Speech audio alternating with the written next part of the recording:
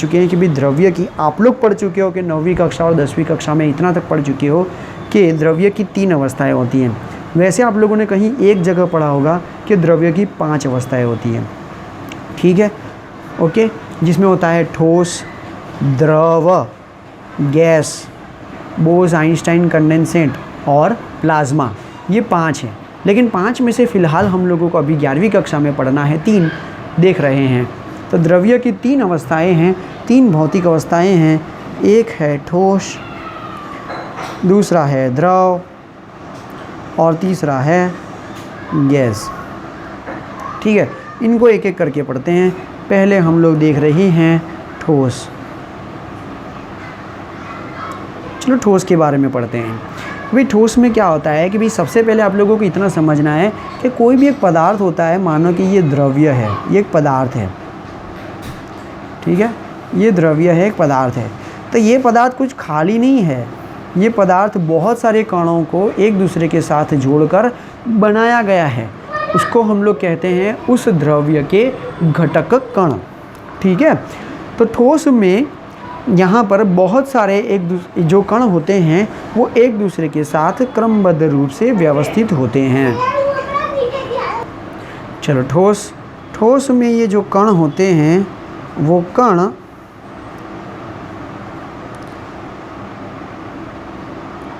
एक दूसरे के बहुत पास में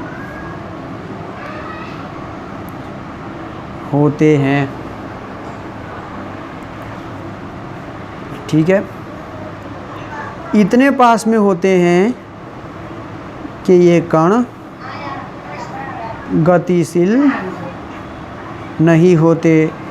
मतलब कि ये जो घटक कण एक दूसरे के साथ जुड़ जाते हैं, फिर वो अपने स्थान बदलते नहीं हैं। जैसे आप लोग देख लो, ये घटक कण हैं, ये एक दूसरे से बहुत पास में हैं, एक दूसरे से इतने ज़्यादा पास में है कि इनके बीच में बिल्कुल भी अवकाश रहता नहीं है। ठीक है, चलो ये गतिशील नहीं होते हैं, लेकिन द्रवों में तो जो है वो गतिशील देखने को मिलते हैं। चलो ठोस के लिए हम लोग पहले बात करें तो गतिशील नहीं होते हैं।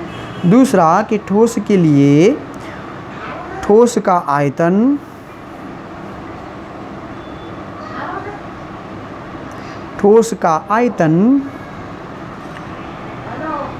और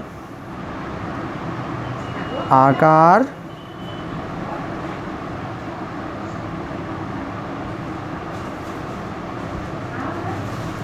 निश्चित होता है। ठोस का आयतन और आकार कैसा होता है? निश्चित होता है। जैसे कि भाई इसे मैं बोलूँगा डस्टर, नहीं ये डस्टर नहीं है, ये तो पेन है। डस्टर अलग प्रकार का होता है, उसका आकार अलग होता है, उसका आयतन अलग होता है। तो सबका आयतन और आकार क्या होता है? फिक्स होता है, निश्चित होता है। तो उसे हम लोग क्या कहते हैं? ठोस कहते हैं। और इनके ये जो घटक कण हैं वो एक दूसरे से पास में क्यों होते हैं?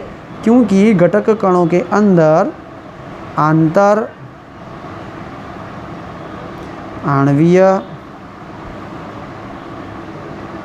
आकर्षण, आंतर आणवीय आकर्षण बल अत्यधिक होता है।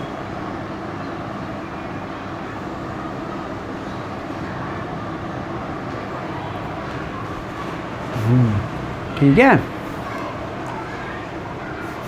इस तरह से। चलो अब हम लोग बात करते हैं द्रव के लिए। चलो द्रव में क्या होगा? द्रव मतलब कि लिक्विड। ठीक है, कि भाई द्रव का आयतन निश्चित होता है, परंतु उसका आकार जिस पात्र में भरे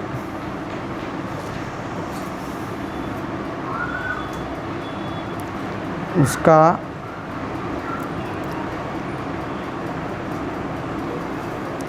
आकार धारण करता है। देखो ये जो द्रव होता है ना, उसका आयतन तो निश्चित होगा, लेकिन उसका आकार जिस पात्र में भरेंगे उसका वो प्राप्त कर लेगा। जैसे कि आप लोग मानो कि थम्स अप लेते हो कि भाई थम्स अप 500 ml की बोतल है, ठीक है ना। अब उसको आप लोग बोतल में भरोगे तो बोतल का आकार प्राप्त कर लेगा। उसी को अगर ग्लास में भरो तो ग्लास का आकार प्राप्त कर लेगा। उसको ज़मीन पर फेंक दो तो ज़मीन का आकार प्राप्त कर लेगा। लेकिन उसके आयतन में कोई परिवर्तन नहीं आएगा। उसका आयतन तो जो है वो निश्चित ही होगा। उसका आयतन में कोई परिवर्तन नहीं। मानो कि हम लोग 500 ml की थम्स अप की बोतल लाते हैं, हाँ, और उसको हम लोग मानो कि बड़े से जग में भरते हैं, तो क्या वो थम्स अप जो है वो 2 गुना बड़ी हो जाएगी? थम्स अप बढ़ जाएगी, ठीक है। उसके आयतन में तो कोई फ़र्क नहीं पड़ने वाला। क्या हम लोग उस 500 ml की बोतल को या 1 लीटर की बोतल को, थम्स अप को, अगर हम लोग 5 लीटर के वो कैरबे में भर देंगे तो क्या वो 5 लीटर की थम्स अप हो जाएगी? नहीं। द्रव का आयतन तो कैसा रहेगा? निश्चित। अगर वो 500 ml है तो 500 ml रहेगा, यदि 1000 ml है तो 1000 ml रहेगा, 2 लीटर है तो 2 लीटर रहेगा। हाँ, अगर हम लोग उसको जिस पात्र में भरेंगे उस पात्र का वो आकार धारण करेगा, अर्थात उसका आयतन निश्चित होगा परंतु उसका आकार निश्चित होगा नहीं। ऐसा क्यों होता है? ऐसा इसलिए होता है कि यहाँ पर जो घटक कण हैं वो एक दूसरे से थोड़े से दूर होते हैं। बहुत दूर नहीं हो जाते कि वो द्रव जो है वो गैस में परिवर्तित हो जाए, नहीं। इतना पास में भी नहीं होते कि वो ठोस में रूपांतर हो जाए, नहीं। थोड़ा सा जो है मध्य की दूरी बनाकर रखते हैं। इतना दूरी बनाकर रखते हैं कि ये घटक कण एक दूसरे पर जो है वो सरक सकते हैं, जिससे क्या होगा कि उसके अंदर जो है वह तरल का स्वभाव देखने को मिलेगा, ठीक है ना। हम लोग उसे जिस पात्र में भरना चाहे उस पात्र में उसको जो है वो भर सकते हैं। तो उस घटक कणों का आंतराण्वीय आकर्षण बल कैसा होगा?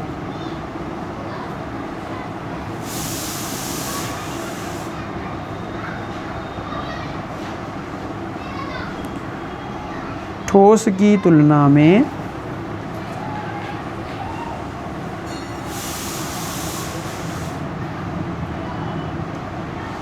कम होगा, ठीक है। चलो तीसरा देखते हैं कौन सा है? गैस। चलो गैस की बात करते हैं। गैस में कैसा होगा कि भाई गैस का आयतन और आकार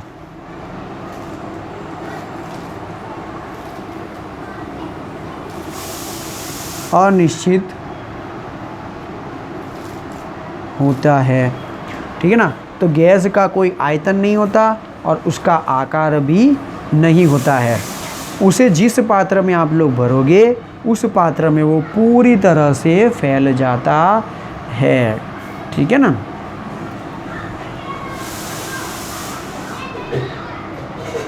वह उस पात्र के आयतन में पूरी तरह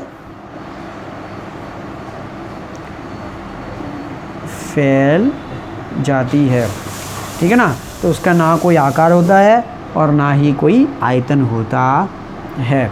अब ये जो तीनों अवस्थाएं हैं, जो द्रव्य की तीनों अवस्थाएं हैं, ये तीनों अवस्था एक दूसरे में परिवर्तित होती रहती हैं।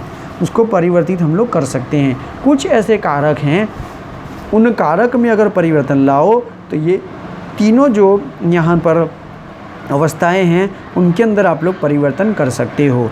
जैसे कि हम लोग देख रहे हैं उदाहरण रूप से ठोस, फिर द्रव और उसके बाद तीसरा है गैस। चलो देखते हैं, ठीक है भाई। ठोस का मैं उदाहरण ले रहा हूँ बर्फ़, और मैं ले रहा हूँ पानी, और मैं ले रहा हूँ यहाँ पर वाष्प। गैस मतलब वाष्प। आप लोग समझो कि भाई बर्फ़ को पानी में रूपांतर करना हो या ठोस को द्रव में रूपांतर करना हो तो क्या करना चाहिए कि भाई उसे थोड़ी सी गर्मी देनी चाहिए। उसका मतलब क्या करना चाहिए? उसे गर्म करना चाहिए। गर्म मतलब क्या? उसके तापमान में वृद्धि करो। तो ठोस को अगर उसके तापमान में वृद्धि की जाए तो ठोस किस में परिवर्तित होगा, द्रव में, और उसके तापमान में और वृद्धि करो तो ये द्रव जो है वो और भी किस में रूपांतर हो जाएगी, गैस में रूपांतर हो जाएगी। तो पहले बर्फ़ था, उसका तापमान बढ़ाओ वो पानी बनेगा, उसका तापमान और बढ़ाओ वो वाष्प में रूपांतर हो जाएगा। इसका उल्टा क्या होगा, इसका उल्टा ये होगा कि भाई तापमान में क्या करो, कमी लाओ, उसे क्या करो, ठंडा करो। तो तापमान में कमी करेंगे तो वाष्प किस में रूपांतर होगी, पानी में। अब और तापमान में कमी लाओ तो और उसे ठंडा करो तो ये और पानी में से किस में रूपांतर हो जाएगी, बर्फ़ में रूपांतर हो जाती है। तो तापमान ये एक बड़ा फैक्टर है, तापमान ये एक बड़ा कारक है कि जिसमें ये तीनों द्रव्य की तीनों भौतिक अवस्थाएं एक दूसरे में परिवर्तित हो सकती हैं। ठीक है ना। हाँ चलो, यहाँ पर टेक्स्ट बुक में एक चीज़ नहीं बताई, मैं आप लोगों को एक चीज़ बताना चाहता हूँ कि अगर आप लोग गैस को द्रव में रूपांतर करना चाहो तो आप लोग दाब में क्या परिवर्तन लाओ, दाब में बढ़ाओ कि उसमें कमी लाओ तो गैस द्रव में रूपांतर होगी। देखो आप लोगों ने, मैं आप लोगों को मैं एग्जांपल याद दिलाता हूँ। आप लोगों को पता होगा कि मार्केट में जो है वो लाइटर मिलता है, ठीक है ना, सिगरेट जलाने वाला या जो है वो, हाँ, तो वो लाइटर के अंदर अगर आप लोग देखोगे तो उसके अंदर पानी भरा हुआ होता है। सही में वो पानी नहीं है, वो पानी नहीं है, वो है गैस का द्रव स्वरूप। ये कैसे हो गया, तो हाँ मैं बता रहा हूँ कि जब वो गैस है, अगर वो खुली हवा में है तो वो गैस स्वरूप में है, ठीक है। लेकिन जैसे ही हम लोग उसको पात्र में भरते हैं तो उसके ऊपर बहुत ज़्यादा दबाव लगता है, मतलब कि दबाव जो है वो बढ़ जाता है, और जैसे ही दबाव बढ़ जाएगा वो जो है वो द्रव में रूपांतर होगा। कैसे, कि भाई देखो गैस के अंदर जो घटक कण हैं वो एक दूसरे से बहुत दूर हैं। ये घटक कण को अगर आप लोग दबाओगे तो ये घटक कण थोड़े से एक दूसरे में क्या होंगे, पास में आएंगे, जिससे ये इस तरह से हो जाएंगे, अर्थात ये गैस किस में रूपांतर हो जाएगा, द्रव में रूपांतर हो जाता है। अब जैसे ही हम लोग लाइटर को जो है वो जलाते हैं या उसकी स्विच ऑन करते हैं या उसको दबाते हैं तो वहाँ पर जो दबाव बढ़ा हुआ था वो कम हो जाता है। दबाव जैसे ही कम होता है वो द्रव जो है वो बाहर आती है, तब दबाव कम हो जाता है, तब वो कौन सा स्वरूप धारण करती है, गैस। आप लोगों ने देखा होगा कि भाई गैस का जो सिलेंडर है जो हम लोग किचन में रखते हैं उसके अंदर कुछ द्रव हिल रहा हो ऐसा लगता है, ठीक है ना। गैस सिलेंडर को जब हिलाएंगे तो आपको पता चलेगा कि उसके अंदर द्रव भरा हुआ हो, ऐसा आप लोगों को महसूस होगा। लेकिन जैसे ही हम लोग उसको ऑन करते हैं या उसके गैस को रिलीज़ करते हैं तो उसका दाब जो है वो घट जाता है। दाब घट जाता है तो वो किस में रूपांतर हो जाता है, गैस में रूपांतर हो जाता है, ठीक है। तो दाब बढ़ाने पर गैस किस में रूपांतर होती है, द्रव में। तो ये छोटी सी सिंपल सी बात थी, ये तो हम लोग पढ़ चुके हैं कि अगर ठोस का जो है तापमान बढ़ाएंगे तो द्रव में रूपांतर होगा, द्रव का तापमान बढ़ाएंगे तो वो गैस में रूपांतर होता है। वैसे अगर उसकी उल्टी प्रक्रिया करो तो भी समझ सकते हैं। एक मेरे पास एक छोटा सा उदाहरण था जो मुझे याद आ रहा था, वो मैंने आप लोगों को बताया कि भाई गैस का अगर आप लोगों को द्रव में रूपांतर करना है तो दाब में वृद्धि करो, और अगर द्रव को गैस में रूपांतर करना हो तो दाब में कमी लाओ। तो ये था हमारे पास द्रव्य की यहाँ पर अवस्थाएं। देखो आप लोगों को समझना है, द्रव्य ये पदार्थ होता है और द्रव जो है ये पदार्थ की अवस्था होती है, जैसे ठोस, द्रव, गैस, और ये जो है वो द्रव्य की 3 अवस्थाएं हैं।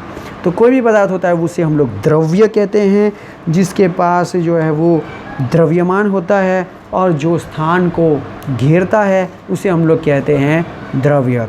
और द्रव्य की कितनी अवस्थाएं हैं, तो 5 अवस्थाएं, लेकिन हम लोगों को यहाँ पर कितनी पढ़नी है, तो 3 पढ़नी है, ठोस, द्रव और गैस, सॉलिड, लिक्विड और गैस, ठीक है। तो ये आप लोगों का एक टॉपिक हुआ, तो हम लोग इतना रखते हैं। अब दूसरा टॉपिक जो है मैं आप लोगों को बाद में बताऊँगा।